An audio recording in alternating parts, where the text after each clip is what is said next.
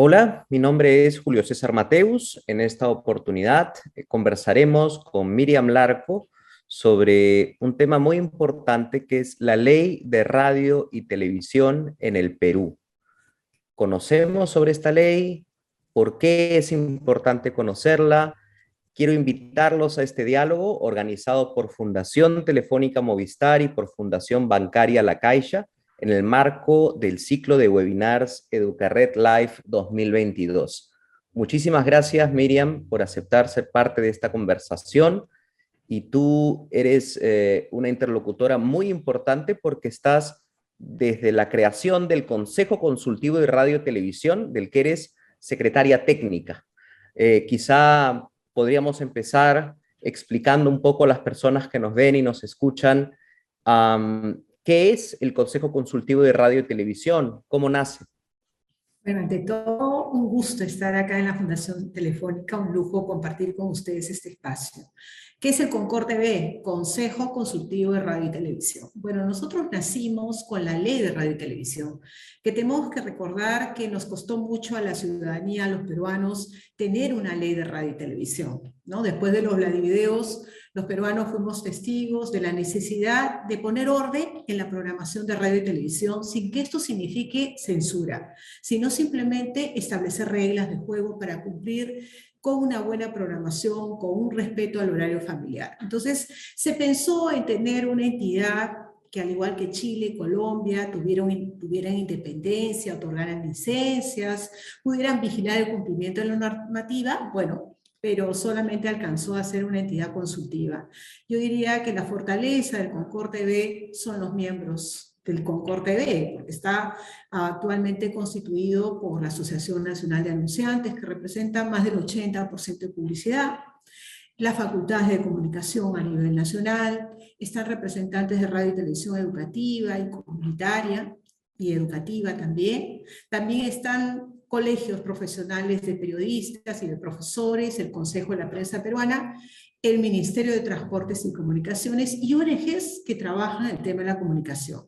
¿Y cuál es nuestro objetivo? Contribuir con el fortalecimiento de la autorregulación y la buena práctica en la radio y televisión. Ahora entraremos en detalle al tema de la autorregulación, que es una de las palabras clave que define esta ley. Pero la ley nace en el año 2004. ¿Teníamos una ley del año de años anteriores? Es decir, ¿o no existía ninguna legislación? ¿Qué ocurría antes del 2004 vinculado con la radio y la televisión?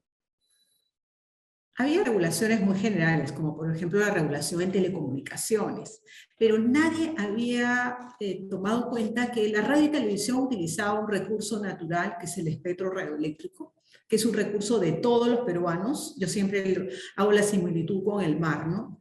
Es tan nuestro como el mar. Entonces, si alguien contamina el mar, todos tenemos derecho a protegerlo.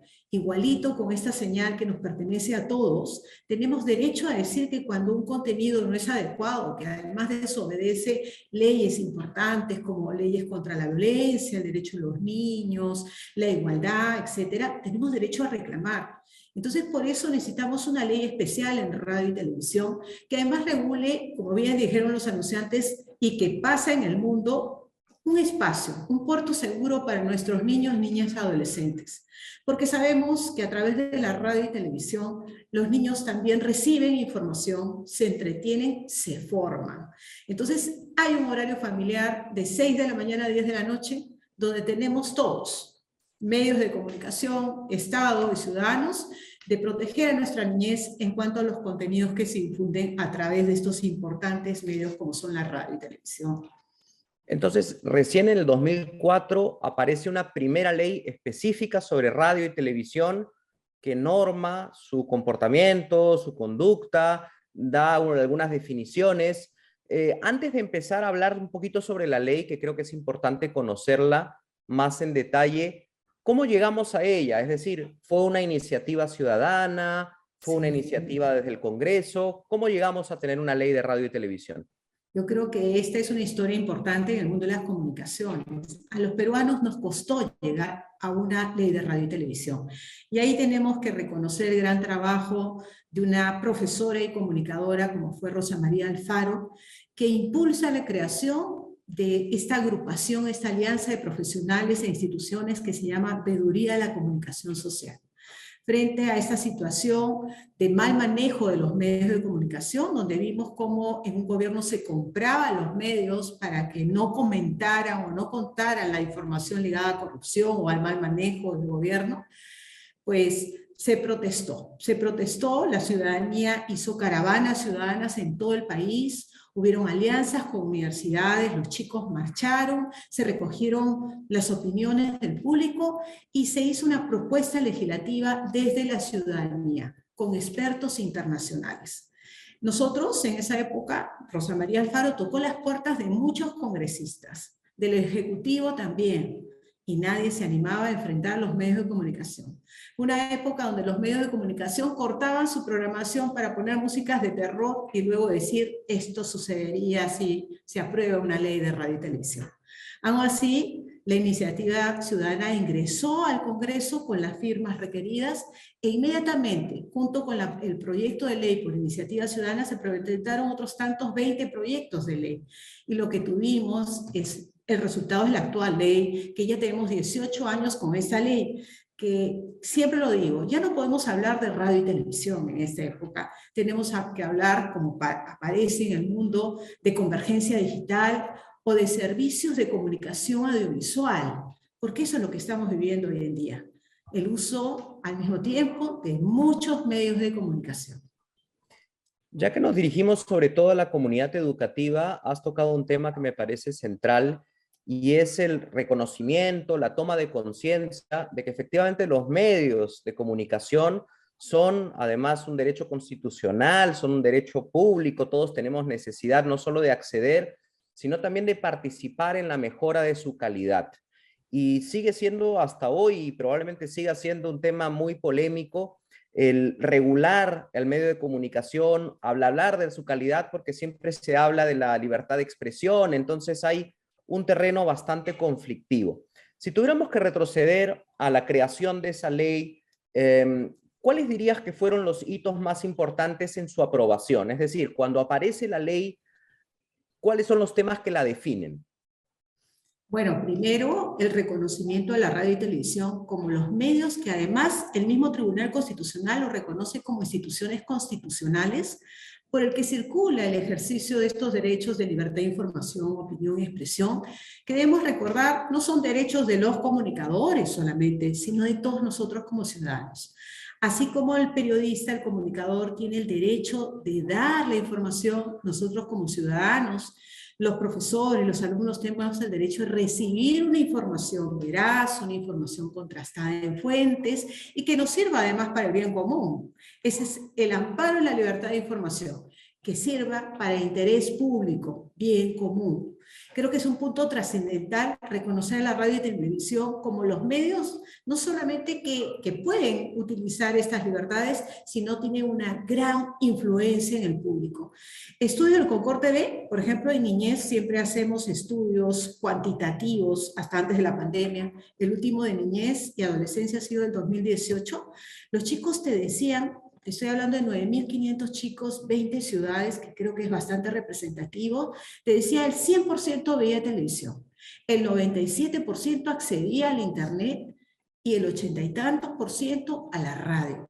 Los medios de comunicación más importantes hasta ahora siguen siendo la radio y televisión y por supuesto el internet. Entonces es importantísima la radio y televisión, no solamente porque es un medio importante para el uso de nuestra libertad de información, porque usa un recurso natural que es muy escaso y es de todos nosotros, sino también por su gran influencia en nuestros niños, niñas, adolescentes y también en nosotros como ciudadanos. Y si nosotros somos los propietarios de las frecuencias donde los medios de comunicación actúan, ¿cómo participa la ciudadanía en la elección de esas frecuencias? Es decir, no sé, yo cuando nací, Canal 4 era América Televisión, Canal 5, por lo menos la señal en Lima, era Panamericana Televisión y así otras tantas. ¿Quién les dio esta licencia y cómo funciona esta idea del concurso? ¿Se les puede quitar esa licencia también? ¿Qué dice la ley al respecto? Bueno, para comenzar tenemos que aclarar que no existen dueños de radio y televisión, que ha sido un mito que todo el tiempo se han validado. Te paso esta programación gratis y tú tienes que aceptarla porque no te cobro nada. Eso no es cierto.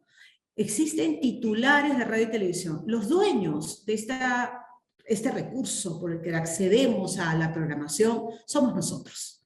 Entonces, como el Estado lo maneja al ser un recurso natural, yo le doy un título, ya sea el titular de América Televisión, de ATV, de Latina, para que lo maneje bajo determinadas condiciones. Por ejemplo, una de las condiciones esenciales que debe cumplir un titular es el cumplimiento del horario familiar.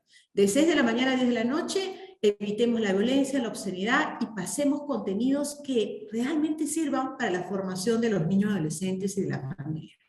Una condición.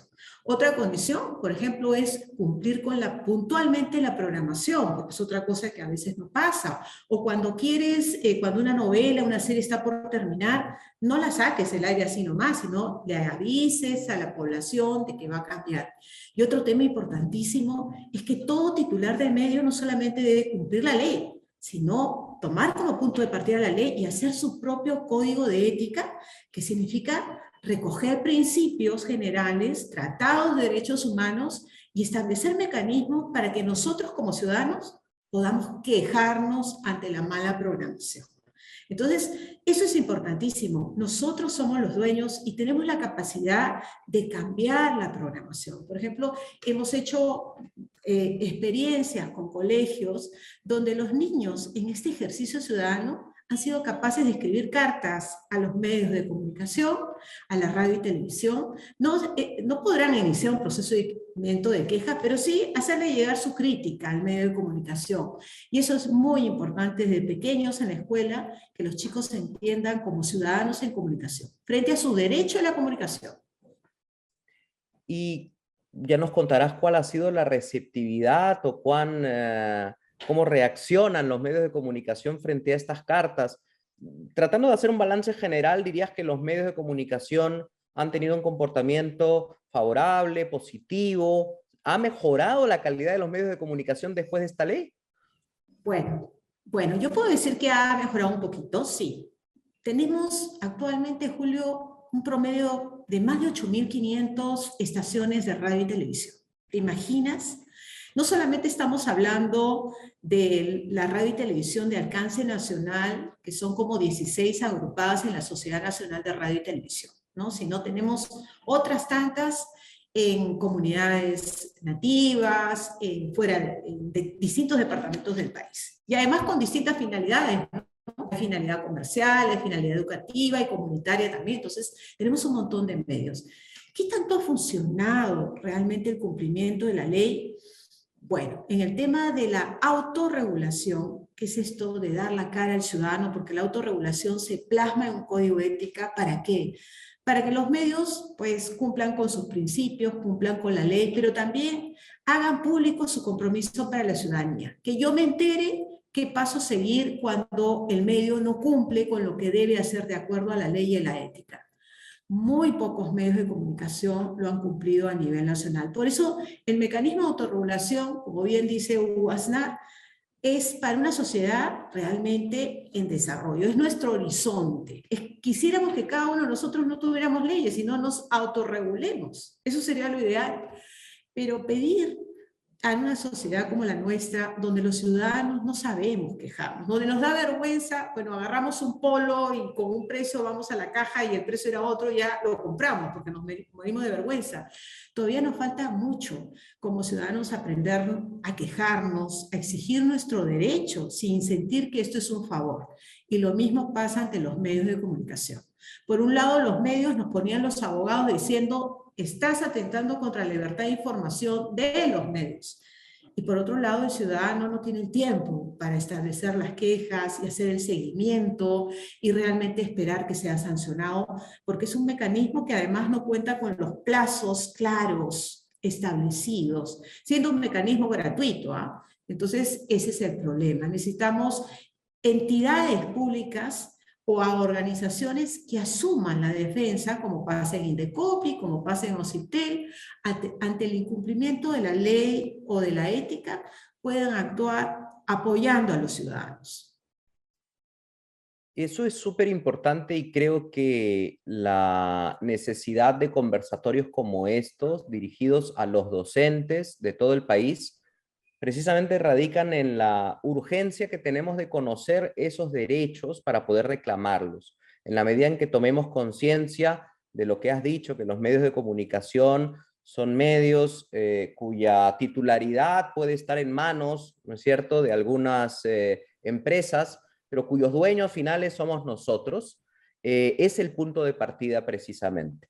Para desgranar un poquito lo que dice la ley, para entender un poco sus finalidades, se habla de tres tipos de radiodifusión, es decir, habla de una radiodifusión de finalidad comercial, pero también habla de una radiodifusión educativa y un servicio de radiodifusión comunitaria. ¿Nos puedes aclarar la diferencia entre estos tres tipos? Bueno, la radiodifusión educativa, al comienzo, te habla de que prioritariamente tiene que tener programas de contenido educativo, cultural, deportes, música, que apuesten por el desarrollo del ser humano y sobre todo se basen o caminen de la mano con la Ley General de Educación, ¿no? Ese es el medio educativo. El medio comunitario tiene que ver con el lugar geográfico donde se encuentra el medio, que es fuera de las capitales de departamento, que tienen que estar en comunidades nativas, originarias, donde sobre todo se protege la cultura, la interculturalidad, las lenguas originarias, y finalmente el comercial, que es el que prima, que si bien no significa que pueden hacer todo lo que quieran, no tienen que cumplir la ley, pero pueden tener una diversidad de programación. Lo que no significa, por ejemplo, que en la ley establezcan para estos medios comerciales un 30% de programación nacional, un 10% de franja educativa. Entonces, es eso. Y ahora aclaro una cosa.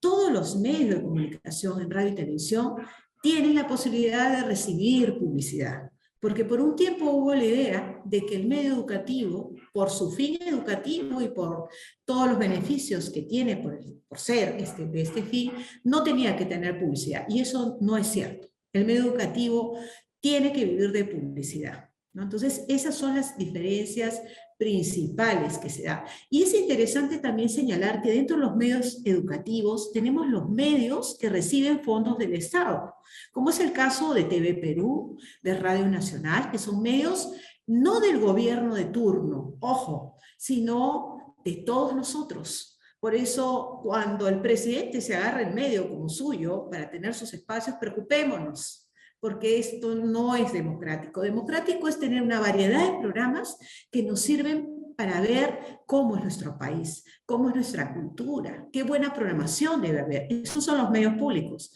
No solamente está TV Perú, Radio Nacional, sino también todas las radios y televisoras de municipalidades, de gobiernos regionales y también de universidades, universidades públicas, donde muchas veces los chicos que estudian comunicaciones hacen sus prácticas, como es el caso de la Universidad San Agustín o la Universidad Nacional del Altiplano en Puno. Entonces tenemos experiencias muy ricas en televisión estatal y no son pocas. Entonces también tenemos que dar cuenta que en el Perú más del 26% de titulares de radio y televisión pertenecen a medios educativos.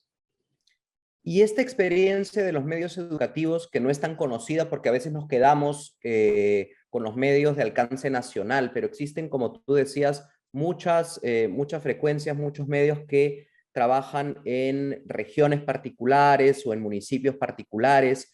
Debe haber muchísimas buenas experiencias también. ¿Existe algún tipo de reto, de asociación, de radiodifusión educativa? ¿O cuál es tu balance del ejercicio que están haciendo las frecuencias que tienen esta finalidad? Han habido muchas iniciativas de formar asociaciones de medios educativos, pero sobre todo lo que se ha consolidado en el tiempo ha sido la alianza de medios locales, porque los medios locales, a diferencia de los medios de alcance nacional, han sido muy golpeados, sobre todo en esta época del COVID, sin publicidad, sin apoyo económico, con periodistas que salían a cubrir la noticia, porque reconocemos que a veces los medios locales son capaces de salir día a día afuera y cubrir Y además no solamente cubrir noticias, sino también conseguir publicidad, ¿no? Ver cómo el medio sigue adelante económicamente y tener un diálogo permanente con la sociedad. Entonces los medios locales no están muchas veces en un edificio con todo instalado, sino a veces ponen parlantes afuera de un mercado o muy cerca a centros comunitarios, y desde ahí la población tiene la libertad de entrar y comunicarse con todos. Es increíble lo que podemos ver desde los medios locales. Pero bueno, acaba de salir una ley que todavía está por ser aprobada por el Ejecutivo de publicidad estatal, donde por fin tendríamos la posibilidad de que la publicidad les llegue a aquellos medios que difunden más del 50% de programación local. Todavía nos falta un reglamento, porque lo ideal sería que se asegure una distribución justa en la radiodifusión local para fortalecerla, porque no solo, está bien, tenemos que fortalecer la radio y televisión, es clarísimo, pero no solamente la señal abierta, sino sobre todo la local, y sobre todo aquella que está en zonas de frontera, ¿no? En lugares donde es de interés preferente para el Estado mantener la cultura, ¿no? Eso es algo que no se negocia, la cultura. Entonces hay que ver la forma como estos medios, no solamente educativos, sino locales, se fortalezcan. Si yo soy profesor en un colegio y trabajo con chicos de primaria, por ejemplo, alumnas, alumnos de quinto, sexto grado, y quisiera trabajar con ellos el tema de la ley de radio y televisión, ¿qué dirías tú que serían los temas más importantes o los temas más interesantes a tratar? ¿Cómo introducir el tema de la ley de la radio y televisión en los niños? Bueno, para comenzar, yo qué haría la alfabetización mediática a través del análisis crítico de la programación, ¿no? Los chicos deben ver la programación y ser críticos con ellos, pero además conocer sus derechos como ciudadanos, saber que ellos tienen derecho a expresarse, tienen derecho a ver una programación para ellos que ahora es ausente, porque tenemos además convenios internacionales donde te hablan que los niños, niñas o adolescentes tienen derecho al ejercicio de libertad de expresión y a estar en medios de comunicación y a recibir también información para ellos, y esto en el país no lo tenemos. Entonces, ¿qué haría en el colegio? Comenzaría por hablar sus derechos en la comunicación, como niños, niños y adolescentes, como sujetos de derecho, ¿no? Y que ahorita no tenemos programación. Les hablaría de la publicidad, de ser reconocidos no solo como consumidores, sino como ciudadanos, que si bien tienen derecho a comprar, pues la publicidad también tiene que respetarlos en su ingenuidad, en saber que le tienen que informar pues adecuadamente sobre los chicos deben conocer su derecho a una buena comunicación, su derecho a saber que tienen un horario familiar que deben proteger ellos mismos también y que tienen derecho a quejarse a través del mecanismo de autorregulación, y que si no funciona, el Ministerio de Transportes y Comunicaciones es el encargado de supervisar el cumplimiento de la ley de radio y televisión. Yo creo que con eso, por un lado, todo el tema del análisis críticas y la ciudadanía vigilante en los medios de comunicación desde muy pequeños, que opinen, que digan, que se acerquen a los medios, y por otro lado, conocer el manejo de los medios, todo lo que se puede hacer, los testimonios, la programación. Los chicos se vuelven líderes cuando tú los pones frente a un micrófono, como es el caso de Voces Escolares, por ejemplo, ¿no? Grandes experiencias de chicos, o Radio Comas, ¿no? Los chicos líderes, o La Salle en Cusco, chicos de pueblos a veces muy pobres, muy olvidados, donde poco a poco han ido siendo líderes porque los han ido formando en la elaboración de guiones, entrevistas a líderes de opinión, a gobernadores, y los ves futuros políticos, gente con decisión y capacidad de actuar. Yo creo que por ahí entraría, ¿no? Los líderes son los que usan los medios de comunicación también, desde pequeños. Totalmente de acuerdo. Entonces, empezar formando algunos criterios para analizar críticamente la programación.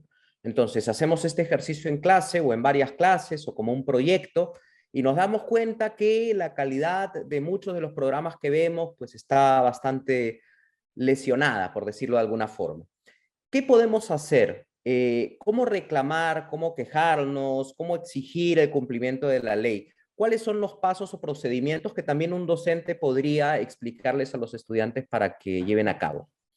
Sí, esa es una experiencia que hace años hice, por ejemplo, con el tema de la paisana Jacinta, o Los Simpson, ¿no? O el Negro Mama, uf, cuántos programas que podríamos hablar ahora, que no está mal el humor es bienvenido, debemos reírnos, pero no reírnos de nuestra cultura a través de la ofensa, de la denigración al otro. Entonces desmenuzas los valores y los chicos son capaces de identificar los antivalores que se presentan.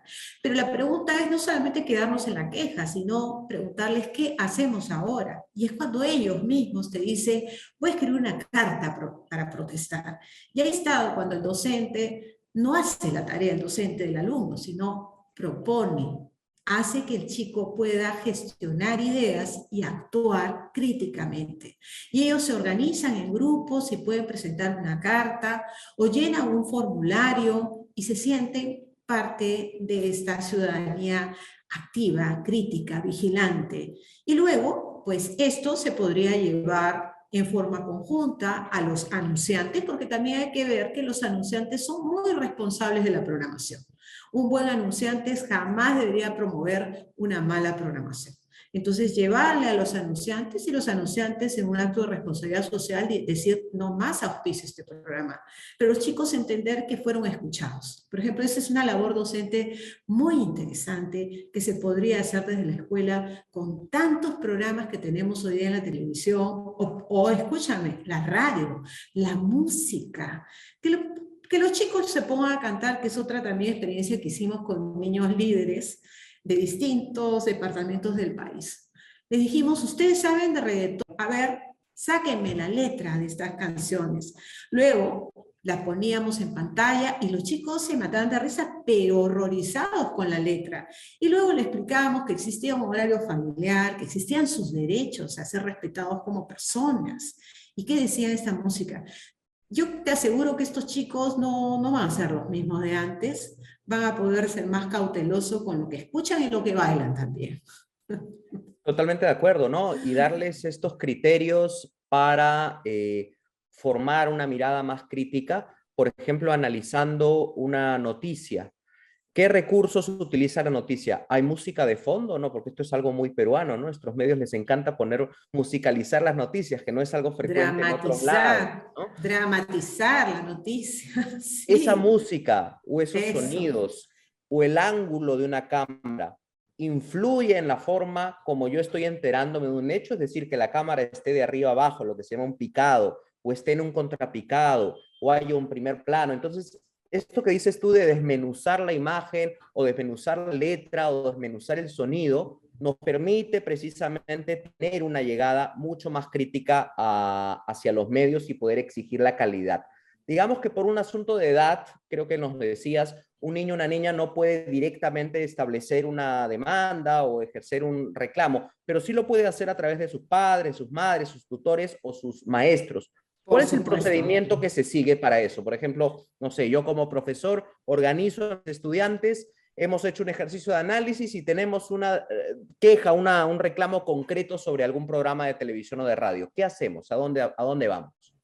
Primero vas a tu medio de comunicación. O sea, identificas el medio de comunicación que ha cometido el error. Por ejemplo, horario familiar, un acto de violencia, cuando presentó la imagen, que eso siempre pasa, del niño o la niña agredido, pongamos. Sin cuidarlo, porque está prohibido. De acuerdo al Código del Niño y Adolescente, cuando un niño ya sea es víctima o agresor, no puedo presentar ni su cara ni identificarlo. Por ejemplo, no presentaron la cara del niño, pero entrevistaron a los papás. Ya ahí hay una falta. Entonces, que el niño conozca sus derechos. Entonces, ¿qué hace? Presento una queja ante el propio canal de televisión, ante el propio radio, ¿no? Ahí los formularios deben estar en la página de web del medio, o debe tener un teléfono, o debe tener un correo electrónico, donde el mismo profesor podría llenar el formulario, y se le entrega al medio de comunicación. El medio de comunicación tiene solo un plazo de 30 días más 5 días para notificar. Es decir, en un total de 35 días, de acuerdo al mecanismo de autorregulación, el medio de comunicación debe devolverte la resolución diciendo si fue procedente o no fue procedente tu queja. Si no te responde, es más, te tiene que poner como si fuera un libro de reclamaciones, un número de registro, para que tú puedas hacer el seguimiento. Si no hace nada de esto, ya está incumpliendo la ley, porque no está cumpliendo con lo que se dispone para los mecanismos de queja, porque no cumple el horario familiar. Entonces me quedo luego con esa queja, y terminada esa queja me voy al Ministerio de Transportes y Comunicaciones a poner una denuncia. El ministerio hace suya esa denuncia y lo puede, pues, poner una multa al medio. Pero lo interesante en este caso es que si nosotros hiciéramos esta práctica por lo menos 3 veces al año contra un mismo programa, el Ministerio de Transportes y Comunicaciones volvería esta una infracción muy, muy grave, que podría ser la posibilidad para que el ministerio no le vuelva a dar una licencia, es decir, le cierre el canal, lo suspenda. Entonces tenemos nosotros, como se diría, la sartén por el mango. ¿Podríamos mejorar la programación? Por supuesto que podríamos mejorar la programación con quejas, pero de acuerdo a ley, porque también es interesante escribir a través de Twitter, Instagram, correos, pero hay que seguir la forma legal para que tenga realmente los resultados esperados. Eso es muy importante. Quejarme en voz alta o poner en un post qué terrible calidad o qué malo que hace este programa o este noticiero, sirve para generar una corriente de opinión que puede ser muy efímera, pero no tiene ningún efecto real. El único efecto real es proceder de acuerdo a ley con una queja formal.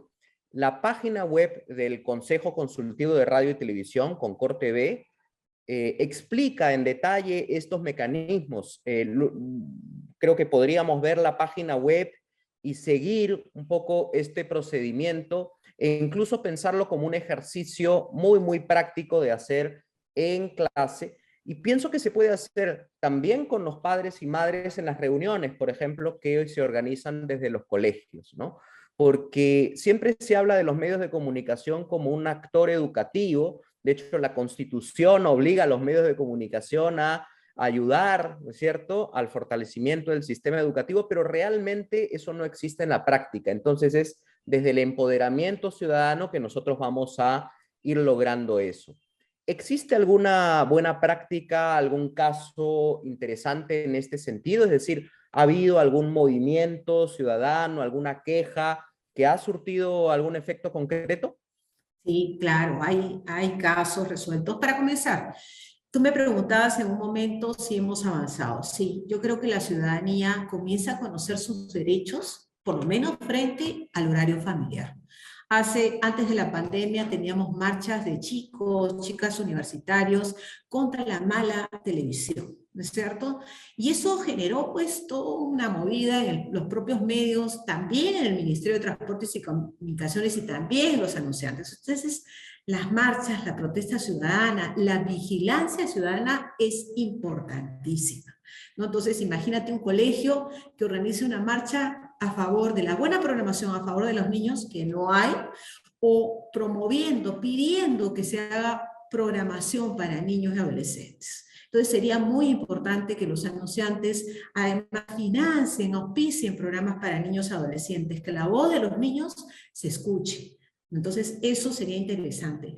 Pero las buenas prácticas, por ejemplo, tenemos en la Sociedad Nacional de Radio y Televisión pues castigos a empresas, a programas como Esto es Guerra, Combate, que no está mal hacer programas concurso, pero en el horario familiar determinados comportamientos para adultos no van. Entonces por eso han sido sancionados. O en programas de humor, como JB, donde una y otra vez presentaban a las mujeres sin ninguna relación. La mujer objeto que se pasea en prendas íntimas, y luego es insultada, violentada, es una mala práctica. Volvemos a entender y validar el humor violento, denigrante, como una práctica entre peruanos. Entonces, por ejemplo, una de las cosas que también los colegios deberíamos hacer es, miren, este programa fue castigado porque el humor fue totalmente negativo, y eso hay que enseñarlo, no solamente en casa, sino también en los colegios. El tema también de programas informativos que llevan noticias, porque a veces se piensan que los programas informativos no tienen ningún control, porque es la libertad de información, y es todo lo contrario. Estudios que hemos hecho en el Concord TV te dice que uno de los programas que más ven nuestros niños son los programas informativos y lo ven con sus papás. Y como no hay diálogo, los chicos lo validan, los normalizan. ¿Y qué vemos en programas informativos? A veces, muchas veces, información falsa, ¿no? Que en esta época del COVID hemos visto información que más nos ha perturbado, nos ha asustado, y a los niños también. Muchas escenas de violencia, feminicidios, maltrato a niños. O sea, la televisión en lo informativo se va volviendo policial. Y los chicos lo ven sin ningún comentario. Y los profesores, ya que los papás no conversan, deberían pasarles informativos y ver el valor de la información también. Como que ha habido sanciones también desde la Sociedad Nacional de Radio y Televisión a informaciones falsas, ¿no? Conductores que han llevado a entrevistadores, como el criptólogo, que nos vino con el cuento y después fue llamada la atención este programa por las mentiras dadas en la programación. Entonces tenemos buenas prácticas. El problema es que hay que conocerlas, porque a veces los medios esconden sus errores. Lo que te dice la autorregulación es que hay que conocer de los errores para aprender sobre cómo hacer bien el trabajo en los medios de comunicación.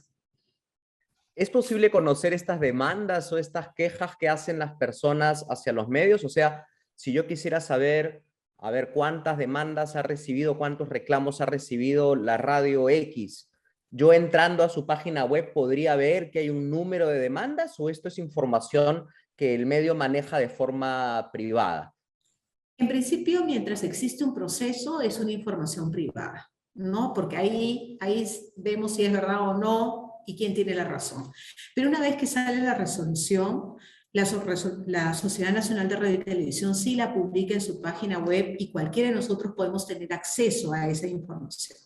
Pero también comenzamos a trabajar desde el Consejo Consultivo de Radio y Televisión hace 2 años con la Asociación de Comunicadores Calandria en un observatorio de medios.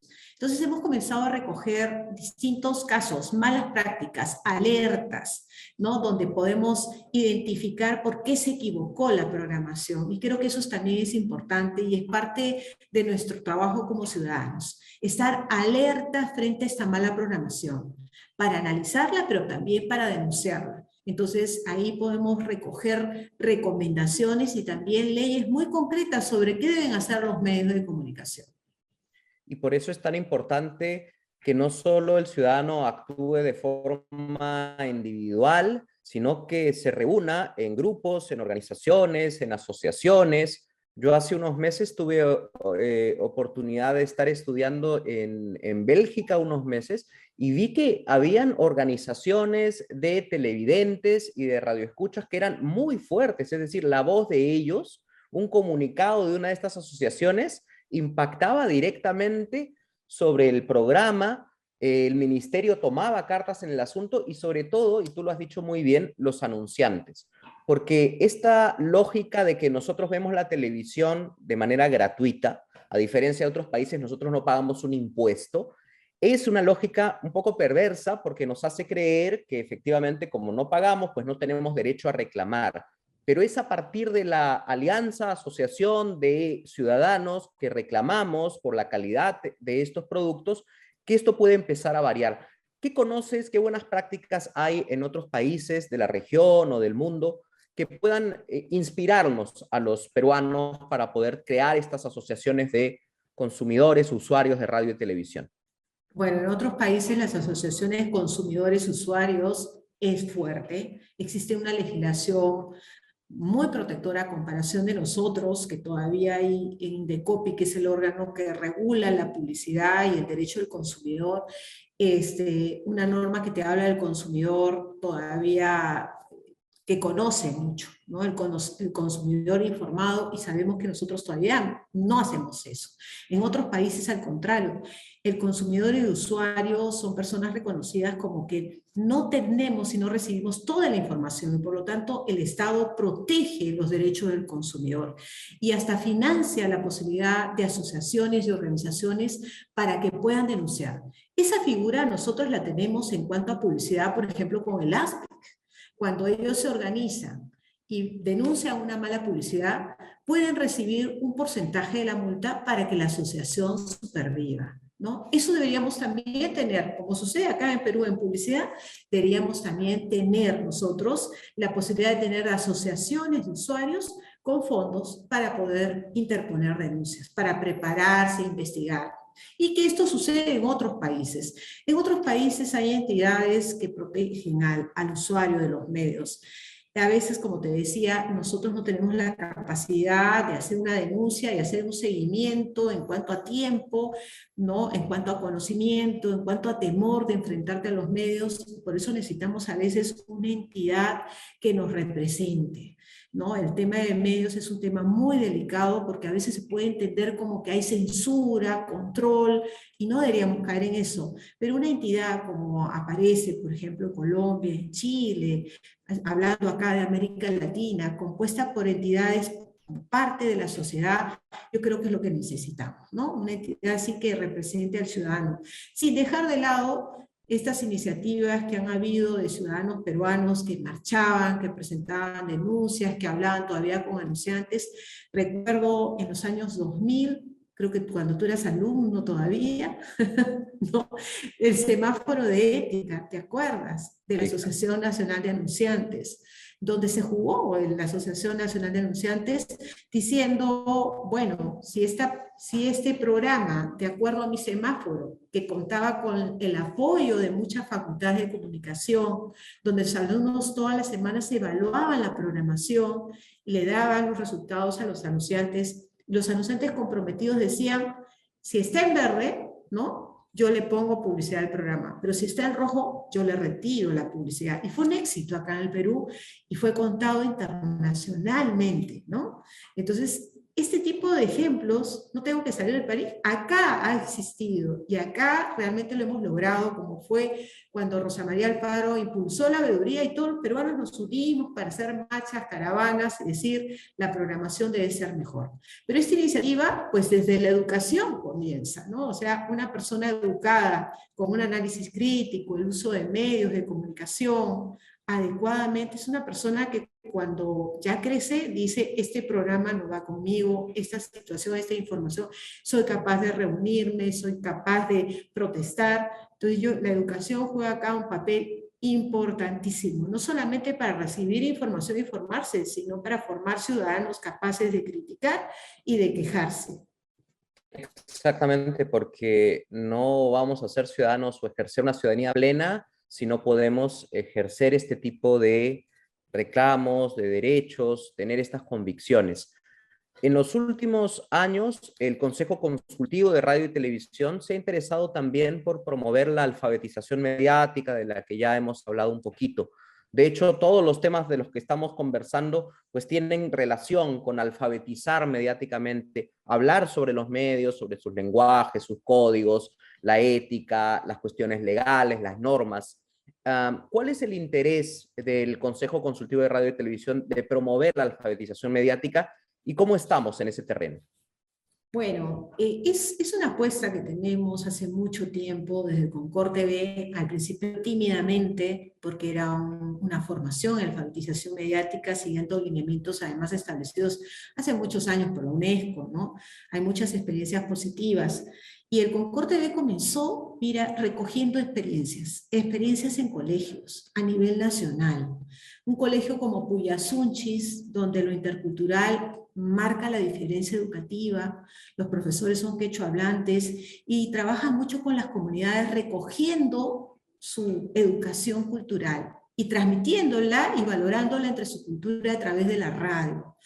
O, como te decía, en colegios como La Salle en Cusco, donde los chicos de distintos departamentos cercanos se acercan para hacer una vez a la semana radios y ves cómo se van haciendo líderes. Acá en Comas o San Viator también, o colegios como Fe y Alegría. Entonces, las experiencias nos enseñaron a nosotros que no hay una forma de alfabetizar mediáticamente, sino hay que respetar la cultura y las distintas formas como podemos llevar la información, conocer los derechos dentro de la comunicación educación y comunicación es clave para la formación de un ciudadano, y distintas estrategias, porque no todos lados se puede manejar el Internet. Tenemos pues que una penetración en el Perú de no más del 50 y tantos % de Internet. ¿Y qué hay de los otros? Entonces hay experiencias que todavía utilizan la radio, utilizan, por ejemplo, acá en la todavía están utilizando ya los celulares los chicos para hacer su propia programación. Nosotros en el Concord TV, como te digo, partimos de recoger las experiencias, de estudiar lo que era la alfabetización mediática, que no solamente es educar en los medios, sino también el uso de los medios, el análisis crítico, y hablar con los profesores, con los padres de familia, porque no es un trabajo solamente de profesores, sino de toda la comunidad educativa. El tema de la mejora de la educación de medio parte de todos, ¿no? De un Estado que no se quede como observador, sino un Estado que se comprometa ¿con qué? Con el cumplimiento de la ley. Ahí está la Ley General de Educación, que reconoce a los medios de comunicación como formadores también, agentes de socialización, y que deben contribuir con la formación, la cultura, la moral, etc. El proyecto educativo nacional nos ha dado así un pequeño avance en el tema también de alfabetización mediática, ¿no? Donde te dice que todos somos responsables de esta educación, incluyendo los medios de comunicación, y recordemos también que recoge lo que alcanza en la Ley de Radio y Televisión, medios estatales que hemos hablado, vigilancia ciudadana, cumplimiento del horario familiar. Entonces, el Perú ya tiene yo creo un sustento legal, ¿no? Con políticas públicas claras, tiene una ciudadanía que cuando se compromete actúa, también está interesada en el tema, un Estado que hay que empujarlo todavía para que entienda y que apueste por esto, y desde el Concord TV, que es una entidad que es adscrita al Ministerio de Transportes y Comunicaciones, pero no es del todo de Estado, recibimos fondos del Estado, pues nos compromete el tema de la alfabetización mediática, porque tenemos que apostar por el ejercicio ciudadano a favor de un derecho a la comunicación. Creo que la invitación está hecha a todos los docentes, padres, madres, si quieren comprometerse con el asunto de la alfabetización mediática y empezar a ver de qué trata, qué recursos pueden utilizar. Está en la página de Educarred, donde tenemos un espacio sobre educación mediática, pero también en la página del Concord TV uno va a poder encontrar recursos, materiales, documentos, estudios muy valiosos que hacen este análisis del contenido, de los programas, de los noticieros, del tipo de programas que imaginan también los niños y niñas. Y creo que ese recurso o esa suma de recursos es muy valiosa en ese sentido. Miriam, estamos llegando al final. Si tuviéramos que recordarles a las personas que nos ven o escuchan 2 o 3 ideas centrales para empezar a trabajar con la ley de radio y televisión, con lo que ya tenemos desde las escuelas, ¿qué es lo que dirías? Bueno, recuerden que es nuestro derecho el uso de los medios de comunicación, la radio y televisión, los contenidos son nuestros, por lo tanto, si hay un mal contenido es como contaminarnos mentalmente. Hay que protestar, hay que mejorar la programación, hay que analizar, hay que llevar la programación a la casa, al colegio, y desarrollar pensamientos críticos con los chicos y despertar la queja ciudadana. Desde muy pequeñitos, el derecho a quejarse frente al contenido de los medios y saber usar los medios y producir cosas positivas para el país. Yo creo que es importante también conocer todos los chicos que tienen el derecho a un horario familiar. Y los chicos tienen derecho a tener un espacio para expresarse, para crear en los medios de comunicación, sobre todo radio y televisión de señal abierta, que es de todos los peruanos. Y yo solo añadiría que debemos recordar además que el modelo de negocio de muchos de estas radio y televisión tiene que ver con los anunciantes, con la publicidad que ellos ponen, porque esto es lo que los sustenta económicamente. Entonces es también bien importante que nosotros como usuarios veamos cuáles son los anunciantes de determinados programas y hagamos una presión también sobre ellos, porque creo que son parte de este sistema que va a permitir mejorar la calidad de los medios de comunicación, de la que tanto nos quejamos y de la que tan poco hacemos. Espero que espacios como este pues permitan empezar a empoderarnos desde la escuela para poder tomar cartas en el asunto. Muchas gracias, Miriam, por tu tiempo. No, encantada. Gracias a Fundación Telefónica por este hermoso espacio. Gracias.